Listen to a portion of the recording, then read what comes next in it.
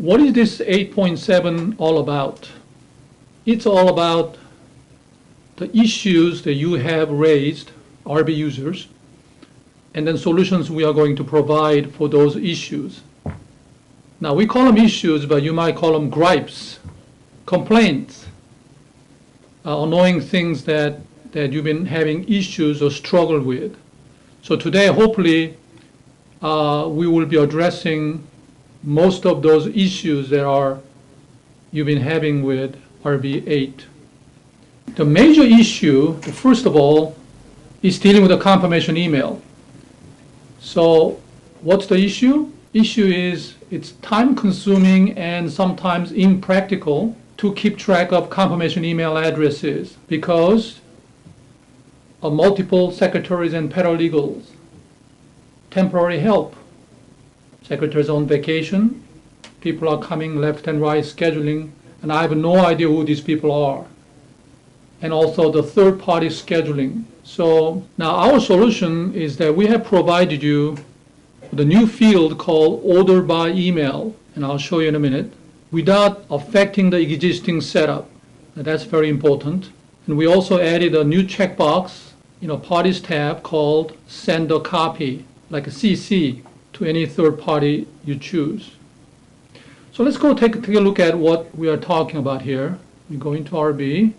Let's go look at attorney Daniel Berg, typical setup that you might have currently in RB8. In the additional tab, this is the Mr. Daniel Berg's attorney's email address, where he gets a notification of file download available and all kinds of things. Now we also have a second box called confirmation email. Now this is where the issue is, that right now you are entering, if you're using this field, the person who's supposed to receive all the confirmations coming from you. For example, in this case, I typed in the secretary's email because the attorney said, I do not want to receive the email concerning the confirmations. Send it to my secretary. So I put the Kathy Smiles email address in there. Now, if this is a small office and the secretary will not go anywhere for a long time, that's great. And I just type in one time and then I forget about it.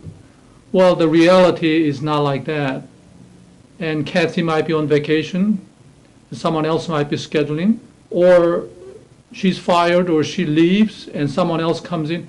There's no way that I can keep track of this confirmation email box for hundreds or thousands or tens of thousands of attorneys and contacts. It's not possible. So what are the new ways of doing this?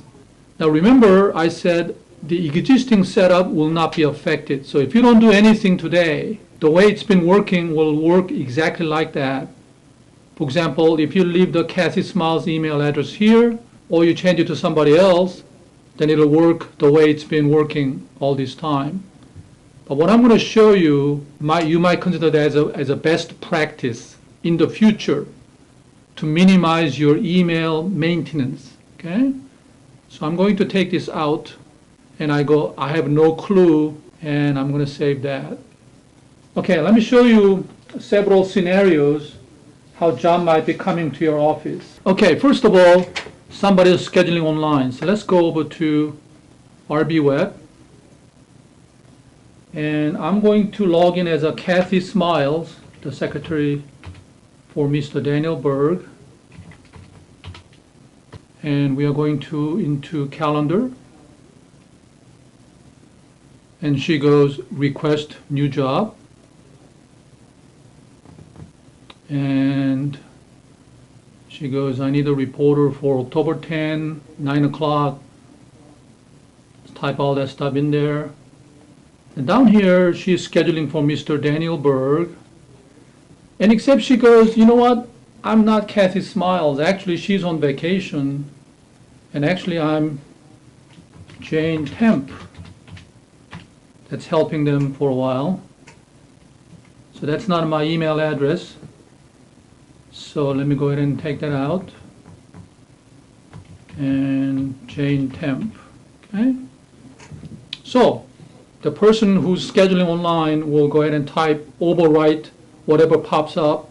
And this is the email that should be used from this point on pertaining to this job as far as all the confirmations, cancellations are concerned. So let's go ahead and save that job. So we have a October 10 job sitting there. Meanwhile, back in RB, I'm working in calendar. I get a notification saying that somebody just scheduled a job online. I go, okay, let me go take a look at the job here. And this is the new field we are talking about here. Ordered by email. Jane Temp's name in there, and her email address sitting here. So from this point on, let me initiate this job. And then if I go to send the confirmations and send, as you can see that Jane's email will come up in my inbox or composer. So that's the way the new system will work from now on. That in the past we didn't know, and we had no field to carry this information in RB8.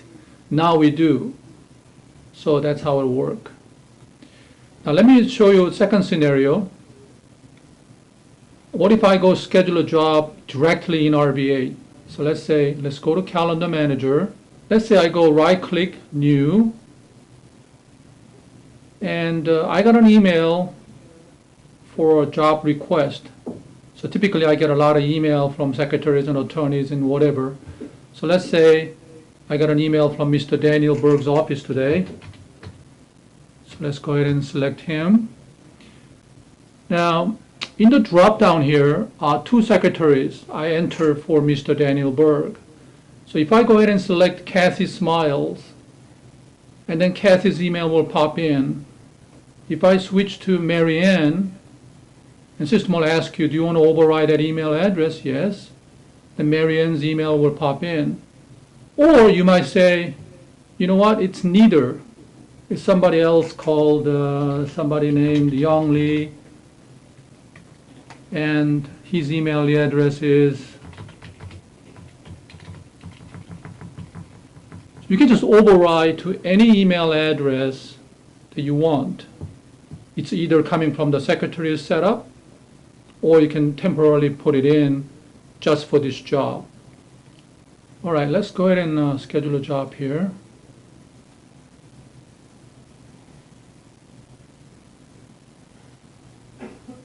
It's not 9 o'clock. I'm going to save this.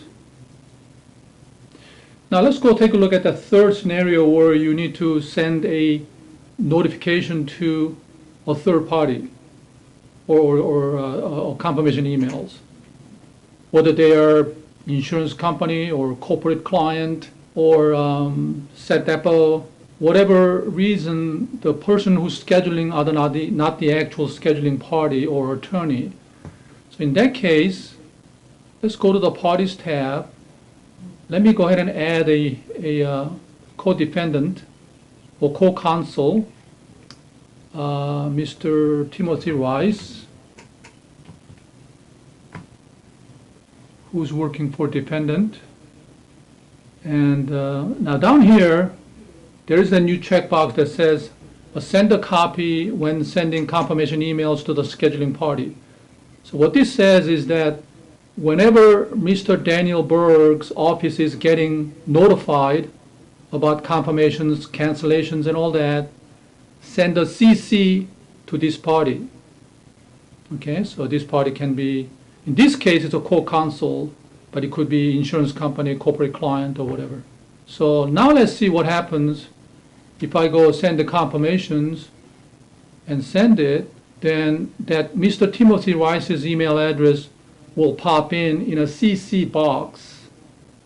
So they are getting a copy of the email. So this is how you will be sending a confirmation email to the third party from now on. Now let me give a warning of this current setup here. Now what happens if you're working with a sole practitioner? Attorney is the only guy in the office, and he does everything. He schedules, he calls in, and which is kind of a growing trend, I understand. So if that's the case, what you need to do, because in here, what pops up are the secretaries. Attorney will not be part of that list because those are the assistants of the attorney.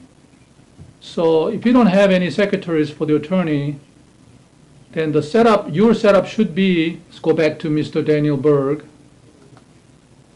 Let's suppose he's a sole practitioner. He's the only guy in the office. He does everything. He gets everything. Well, then you should copy and paste here, possibly down here too. So we're saying that he gets notification, he gets confirmation, he gets invoices. Then you can pretty much forget about Daniel Berg, because no matter what you do, he will always get the confirmation email. So this might be the only time you might want to type something in here when an attorney is definitely wants to get confirmations, regardless whether secretaries are getting it or not. Okay, so let's go ahead and take a look at our second issue, bulk update. So what's the issue? Well, bulk update affects all records in a file. I only need to update certain records. So what's the solution? Well, we now change the bulk update so that you can select records that you wanted to bulk update on. And we have added more fields you can bulk update. And then every time somebody does the bulk update, they will make a note of it in the notes log. So we know exactly who did what and change what value to what amount and so on and so forth. Okay? Very important. Well, let's go take a look at a few examples where this can be used. Well, I just heard today, starting January 1, 2012, Houston, Texas, the sales tax rate is going up to 8.75 for whatever reason. Or it could be Los Angeles. So now, rather than changing all firms like before, I only need to change certain firms that I can select. So let me go ahead and select, first of all, say, show me all firms in Houston area, just in case there are other cities called Houston in other state. Let me narrow it down to a single state, Texas. So I'm looking for firms in Houston, Texas. Not all firms, but I'm looking for corporations, law firms, and vendor, and search. So I got 20 firms come up. I want to select all of it that's showing here. So I'm going to shift click the last record, highlight all of it, right click, bulk update. What is it that you want to change? And this is where we added a bunch of stuff. You can pretty much change all the applicable field. So I'm going to go down here. It says I want to change the sales tax rate for these 20 firms to 8.750. Are you sure? Make sure before you hit the save button, because that's it. Done. Well, let's go check one here. And in additional, there's that 8.750. In the notes log, you will see that who changed sales tax rate to 875 when will be recorded as an entry. Okay, cool. The second example might be useful. That let's say you guys have a sales rep, whether you have a 1 guy or 10 guys, doesn't really matter, and he's fired or he went to another firm. So now you wanted to assign a different sales rep to the contacts or territory with another person. That was hard to do before because, again, bulk update affected all records, not selected records. So let's go to contacts. This time I'm going to ask system to show me all attorneys belonging to the sales rep named Green, guy who only cares for money. Steve Green is the one. So show me all contacts belonging to Steve Green. And he has a 61 contacts. Well, I don't care for secretary, so let me narrow it down to an attorney. 48. Okay, again, I'm going to go down to the last record, shift click, highlight all, right click, bulk update. What do you want to change? I want to change the sales rep to what? To my son, Stephen Lee.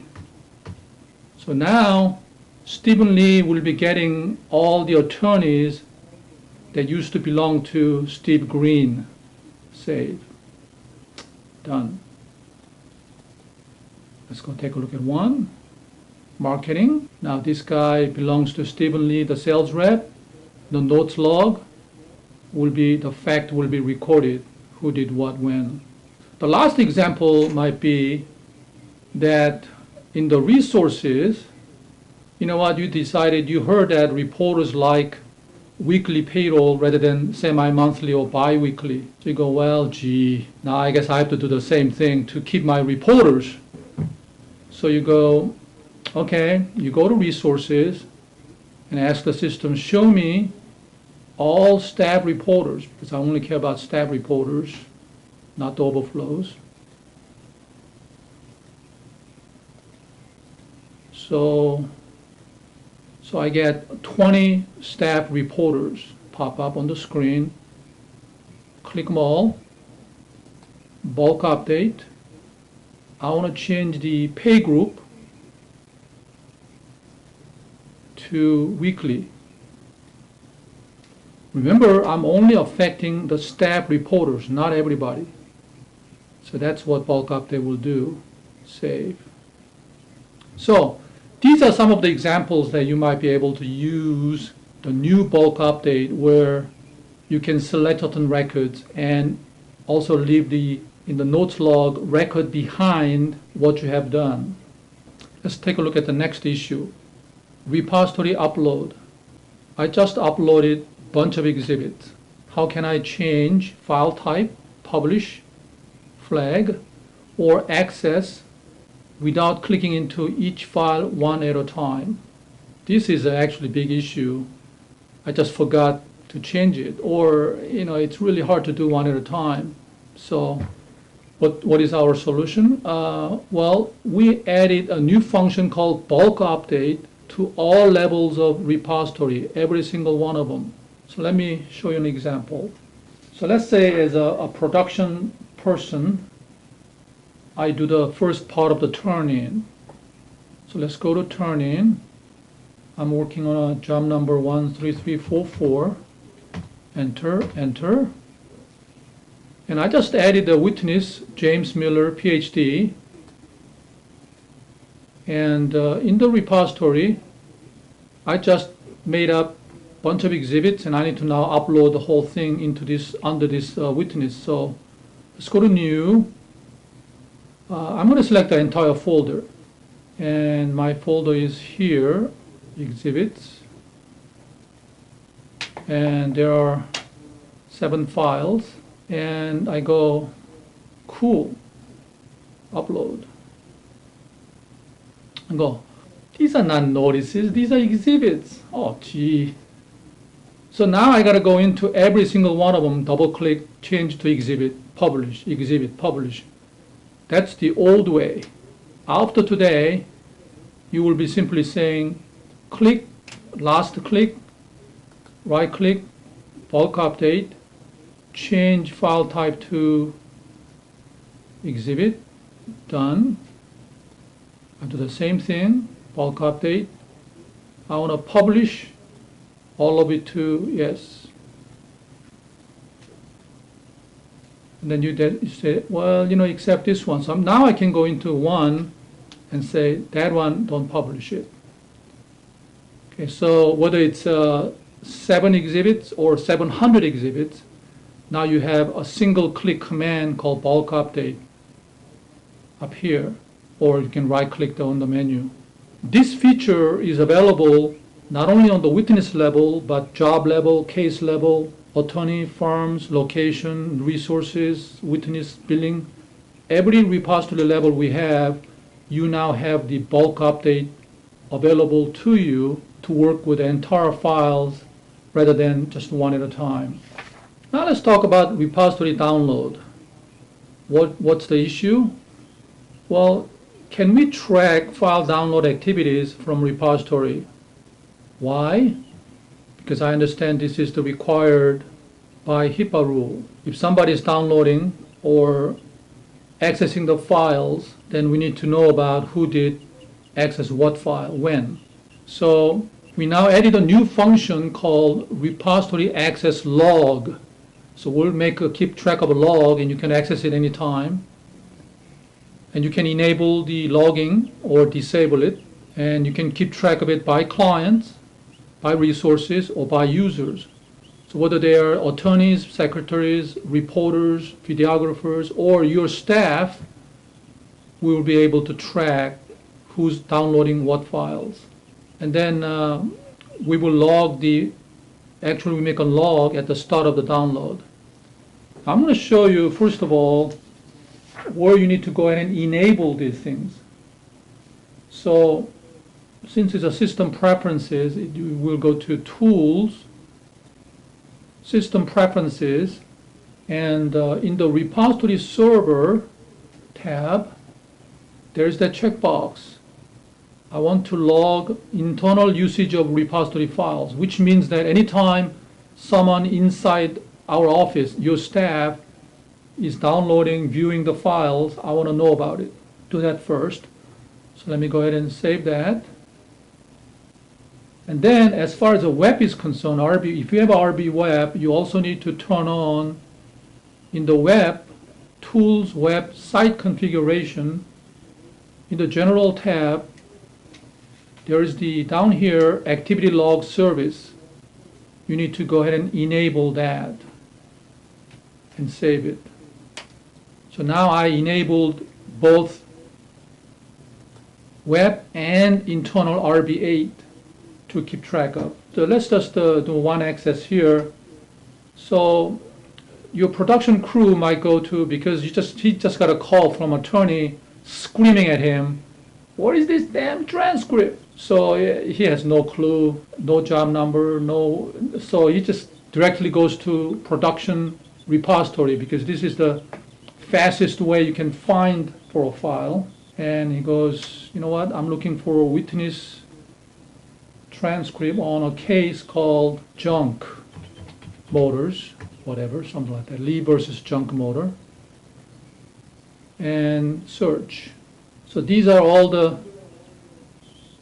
transcripts, files for this case. Let me go ahead and sort by the file type, because I'm looking for PDF transcript. There it is.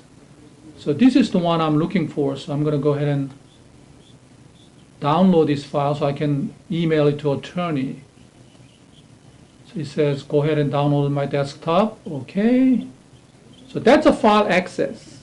Okay. So that's what's required by HIPAA. You need to know about it and keep track of it. Make sure that this person is not stealing something that is under the privacy law protected. So now, if you go to Tools, Repository Access Log, and you say, I want to know all activities by our staff from beginning of this year, and let me sort by the date and time here. So that's the one we just accessed. So this is the log that we will create once you enable those options. And then if you can do the same thing, and anytime there are web accesses by attorneys and secretaries or reporters to downloading files, and we'll keep track of in detail. Before, we only told you who downloaded how many times. But now we know what files are being downloaded. So if you charge somebody by downloading files or whatever, you can also use this log. I can group by access, and I know how many times by contacts, how many times by users, and so on and so forth. Next issue. Now this is a production person again. I sent the client a notification email containing multiple file links. And client clicked a single file link, not all of it. But when he logs in to RB Web, all files are shown again, which is kind of confusing to the attorney. So this was the issue that attorneys were having, because out of the 20 files shown in the email he clicked just one, and now in his RB Web he's looking at 20 all over again. So we fixed this problem so that if he clicks one, he'll only see one. He clicks all, he'll see all correspondingly. Okay? So you need to trust me on this part. Next issue, calendar for sales rep. The issue is sales reps are constantly asking about jobs their clients have scheduled, bothering me all the time. I'm a calendar person. But I have no way of pulling up job calendar by sales rep. So we added a sales rep search filter to the search criteria. So let me show you how useful this will be. Let's go to Calendar Manager. Now remember Stephen Lee, the new sales rep who came in to replace Steve Green? Well, he's just bugging me every day. Well, you know, I got a new client the other day. Did he schedule a job? Did he schedule a job? How many jobs did I get for my clients? I have no clue, no idea. Now you cannot say that anymore, because down here, you can now go ahead and select a sales rep's name. Let's say Lee, and say I want to see all jobs. So there are 791, but then I can narrow the job date, let's say from last year. Let's go back one more year.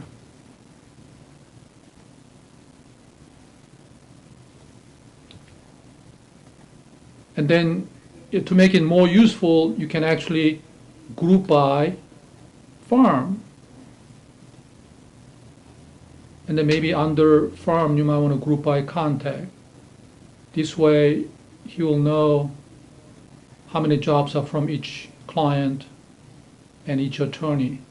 And if he wants, you can just export to Excel and email to the guy, and he will leave you alone for a while. So that's pretty powerful lookup now in Calendar Manager. Let's look at the next issue it's been bugging you. Well, printer toner waste. When I print invoices or statements, this stupid background comes up, gray background, and wasting my printer toner. I hate that gray background. We don't need it. It doesn't go through in the fax very well, doesn't scan very well. How can I turn it off? We added a checkbox called Print in Toner Save Mode for statements and invoices. So let me show you where you can set that up. Again, it's a System Preferences, so we go to Tools, System Preferences, and in Invoice, you go, okay, Print in Toner Save Mode. Statement, Print in Toner Save Mode. Okay. Now, your invoice and statements will not print those annoying gray background. Okay, another issue pertaining to printer is that, you know, when I print other things like checks and labels and envelopes, RB let me select different printers. But when it comes to the reports, it always print out to the default printer. And it gives me no option for selecting another printer. And how can I redirect my report output without changing the default printer in Windows? It's really big hassle because I don't want to keep changing my default printer in Windows back and forth. The good example might be that it's a year end, you want to print a long report like a client rating report or gross profit report, which runs in hundreds and hundreds of pages. And rather than printing to my local default printer, I want to send it to my copy machine, which prints fast. But RB doesn't let me do that easily. Now we added a setup print select box. So for example, if I go to reports and client rating report, and I go show me my yearly client rating report, and it comes up with 300 pages, and I say print, and now you will get a print setup dialog box where you can select your copy machine, in the production room instead of your little Mickey Mouse printer. Okay? So for all reports, we have added this printer selection box, so it'll help you without messing with your Windows default printer. Now, next issue is concerning statements. This is what typically happens. I start emailing statements, which is great because I save a lot of money in printing, toners, stuffing the envelope, stamps, which I have to do several times before I get paid. So I email everything now, PDF statements. The problem is, when I email the client with a statement attached, client forwarded that email to an insurance adjuster. Then adjuster replied to that email concerning statement with a bunch of questions. Now I have no idea who client is since original statement is no longer attached. The email, when you forward it and you reply it, the original attachment is no longer there. And I have no idea who this guy is talking about or what he's talking about. So this was a big issue.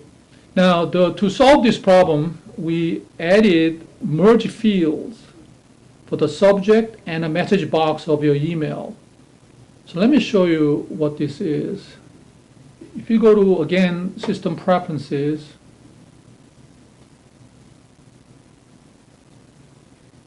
and let's go back to the statement again. Let's say this is my current setup. The subject line says statement enclosed. And, obviously this is too simple, but to give an idea, I said, attached, please find a statement of account. Well, that's no good because the email comes back to you. How would you know what this is regarding? So now we have added the merge field. So I'm going to say statement for, and then I go actions, add data field, build firm's name, enclosed. So it'll say statement for Bergsteiner Chapman enclosed. And then again down here, statement of account for, same thing, you will say build to firm's name, or you might even say if you're sending non-consolidated, like if you're sending statement to individual attorney, you might want to say this is for Daniel Berg of Bergsteiner Chapman. You might be a little more creative. You say account number. And when it comes back to you, put an F in front of it for indicate firms and put a firm number. So it'll be F1002. And that you can search in the firms to see who that firm is. So something like this will be a lot more apparent when the email comes back with nothing attached for you to know exactly which account your original email was sent out for. So that's where you can do some clever wording for both subject and message box. Cool. Let's look at next issue. We have what's called mark as reviewed.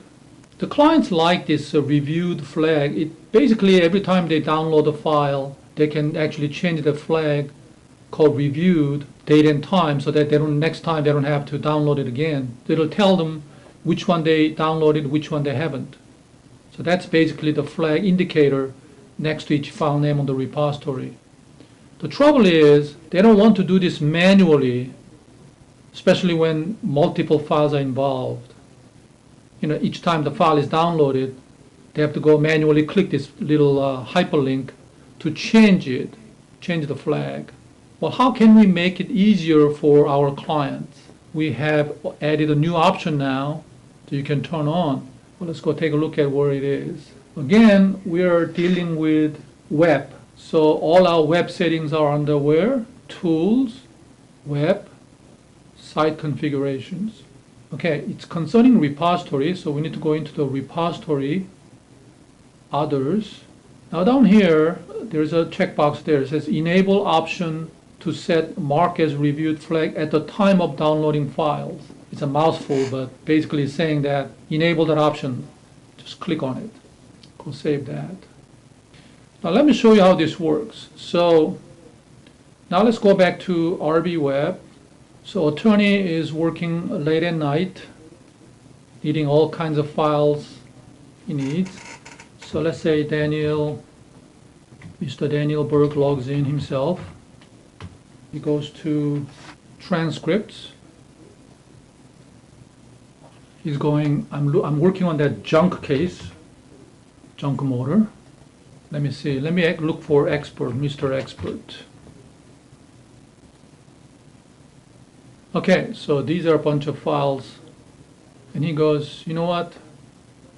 I wanted to download this one, and this one. Okay, and he goes download checked files. Now, here, this hyperlink is what he had to click each time for each file when he downloads it. So you imagine if he downloads like 10 exhibits, he had to do this 10 times. Click, click, click, click, click. You know, it's very time consuming and annoying. Now, when he does this, since you enable the option, when he clicks on this, and then it'll actually ask him, do you want to mark as reviewed before you download this file? Automatically it says, oh, that's cool, okay. And then all these checked files will be downloaded to my desktop.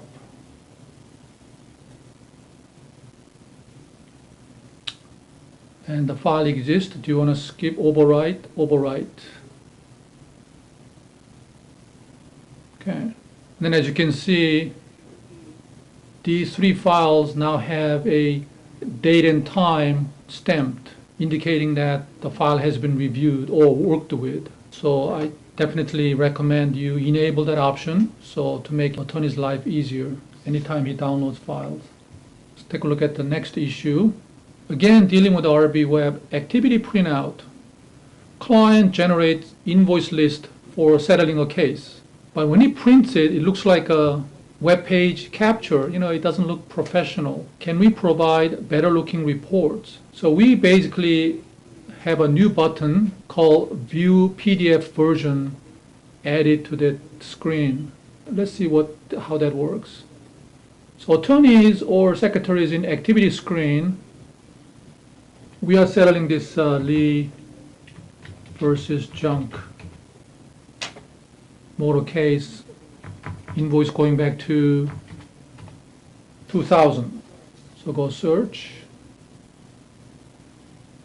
And actually, let me bring up all junk cases. So now, list comes up. This is the fine list. Attorney wants it. He goes, oh, I don't know, how do I print this? Well, let me go to my web browser and print. Now, if it prints from here, it's going to look really bad. Just like anytime you guys print from website, you know, it chops it off, it doesn't print the page correctly. It's not something that you can present to anybody. So that's not an option here. Instead, they should click this button called View PDF Version, which now we can create nice looking PDF document from the list. And then from here, they can print, they can save a copy, they can email it to somebody. I mean, they can do all kinds of things with the list. Okay, next issue. Web repository. Well, this was a big complaint where our repository, the way it worked in RB Web was that your clients had to select a case first, a single case, before they can access any files for their case. So number one, it was a 2-step process, which is kind of a cumbersome and limiting. Number two, they could not see files pertaining to multiple cases, like junk motor, where I have a bunch of different plaintiffs. So that was very limiting, because they were only able to see one case at a time. So we had to fix this. We had to streamline the search with more power to it. So we combined the 2 screens into one, enhancing the search and sort. And we also combined a firm repository, attorney level repository, which is really kind of confusing to them also. We just call it firm-wide repository in case you are storing some files or documents at the firm level or contact level, they can see both combined. So let me show you in RB Web. So when they go to repository, now it's a single screen. It's no longer asking them to select a case first. They can go, oh, I can just type in junk and search, and then all the cases, different cases involving junk motors will come up. Then they can narrow it down to PDF transcript. And so they have all these different filters. They can enter the file name, file description, and file type, and so on and so forth. Again, then they have a way to download multiple files, also marking reviewed flag automatically. So all these features, and they can sort by all these different fields, sort differently. Okay, so it's a single screen, very streamlined, powerful search. So with some options to it, so they really like this now. Next issue, this is concerning your reporters, that they have a need to look up your client information. You know, whether it's a firms or attorney, they're looking for telephone number, contact, email, phone number, and so on and so forth. And your office is closed, and they just have no way of doing this on RB Web. So now you can, because we added a new tab called Firms, you can turn it on, turn it off. So let me show you where you can enable this. Again, in Tools, Web, and Site Configuration, where all the web settings are there. In Accessibility, because now we are dealing with what can be accessed or not, up here is a contact, down here is a resource. So if you scroll down, there's the new menu called Firms. So you want to say, I want to allow this tab to be active. Well, unless you think your reporters are stealing your clients. But that's hard to do because this information is obviously all available. You know, their email and phone number. You know, anybody can do Google search or buy a CD. So no big deal. Just give a reporter convenience of accessing your clients online. So if you don't want it, well then don't enable it. Otherwise, if you want a reporter to have this convenience, you can allow that. Let me save it. So let's go take a look at how it looks. So RB Web reporter. Let's say Lisa is logging in from home at night. And now there is that new tab we just enabled called Firms.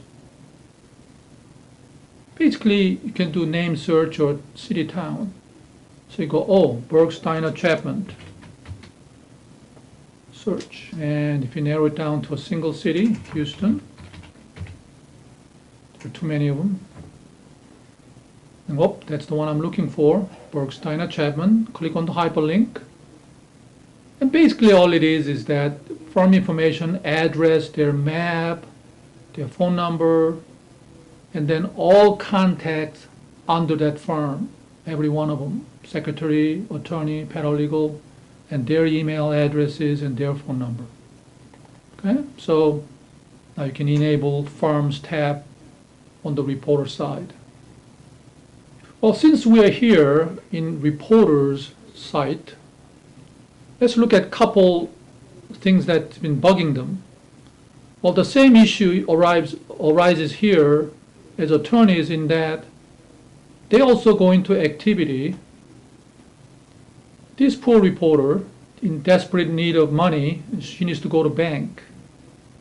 But, you know, she needs to prove to bank she's working and she's making some money, or will make some money, or used to make some money.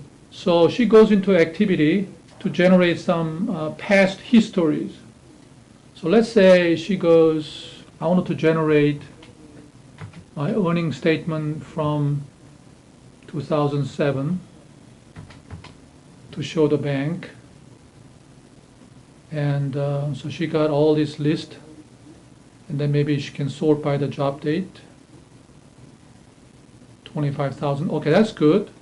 Again, she used to go ahead and print from the web browser then obviously it cuts off, and then it's no way to generate a nice looking report. You need to present it to her bank. So again, here is that same button, view PDF version. Will generate a nice looking PDF in multiple pages. Again, she can save, print, email, all that. It's the same feature. Another thing is that she has the same need for pay statement. So when she goes into the pay statement, because she lost a pay statement you guys sent her, that reporter resource payable report, she misplaced it. She needs a copy of it. She can go, I'm looking for that payroll of 2009 on May payroll, search. So here comes the summary version, but she goes, you know what, I need the detail. So this is that detail of what she got paid on that payroll here. Now here is the same button, view PDF version. If she clicks on that, what gets generated is the exact same format as the RB8 generates, the pay statement. So if you guys are mailing out or emailing the report, you probably don't need to do that anymore. You can simply ask the reporter. We now have it on RB Web, exactly same looking report, pay statement. You can generate in detail PDF format. So we're going to stop wasting our time, postage stamp and paper, sending you the exactly identical stuff. You can go, look at all the past archived reports, because we never delete anything. They can look at anything they want. So this will be the new option they have.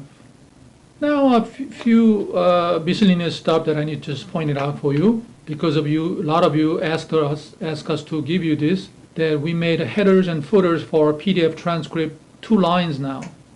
So you can have a 2-line header or footer or both. We added a location level repository. So whether you have it's a hospitals or doctor's office or locations that you go all the time, settlement center, if there are some documents you want to store for that particular facility, now you have ability to do that in the new repository level. Notes finder, now you can sort and group, which you didn't have the feature before. So we added those in case you're looking through the notes. Tons of information, you can now sort and group them. When in RB Web for attorneys and resources, you have the, I forgot password, hyperlink, and then they get automatically the email. Now you can customize that email template. So rather than using the canned email coming from RB Web, you can customize it to fit your firm's need when you're dealing with the forgot password hyperlink. That kind of pretty much finishes all the highlights. It's not all of it, but it's the important highlights you need to know about the 8.7, which again, I said, you can start updating starting today. Let me take a few minutes to talk about 2012 and beyond. Before I do that, there's one thing that we haven't delivered, even though we promised last time when I did this 1 year ago, that we said that we are going to provide you automated tasks where you can send out confirmation emails automatically without you getting involved. And then you can also send out jobs in progress for the reporters automatically without you knowing about it periodically, and so on. Or backup calendar in case your system goes down. I like to email my future calendar with the full details to somebody's email automatically without somebody getting involved. So those were the automated tasks that's supposed to be released in 2011.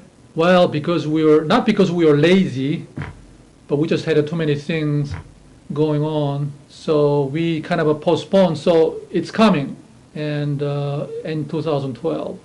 First of all, we are going to set up next year portal site for all the RB users where you can come in and look at your invoices, update your credit card information, issue a service request for your support, and give us the feedback, or other users can add to it and vote for it.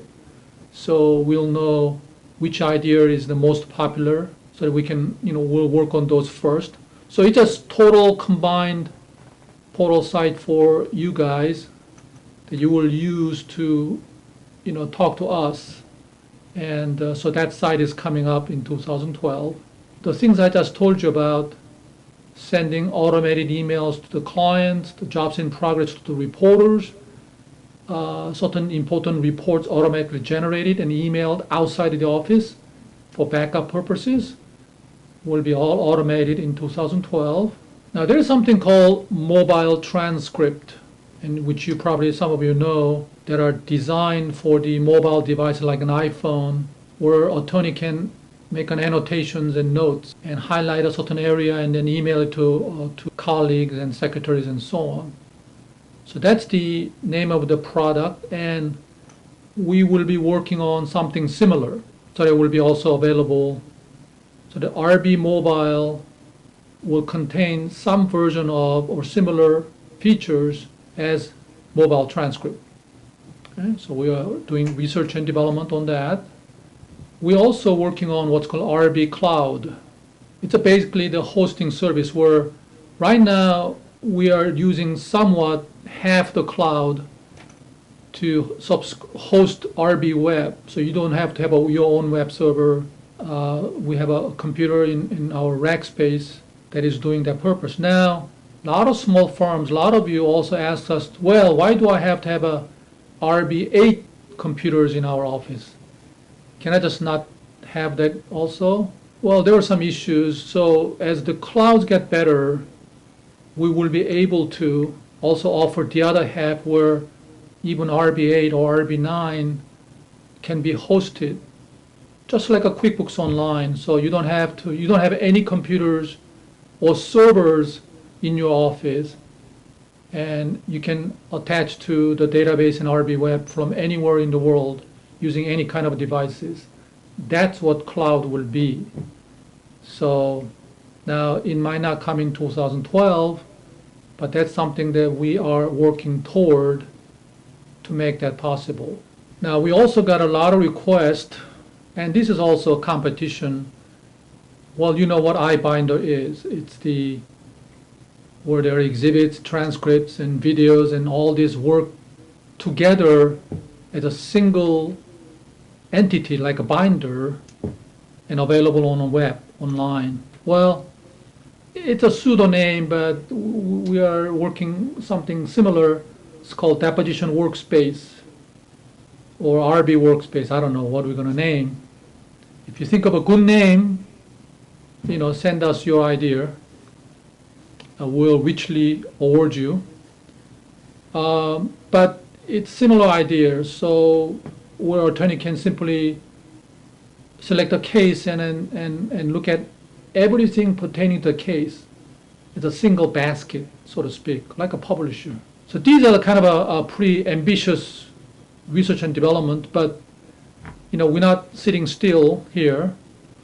So, but definitely the portal site and automated tasks and possibly mobile transcripts are coming in 2012.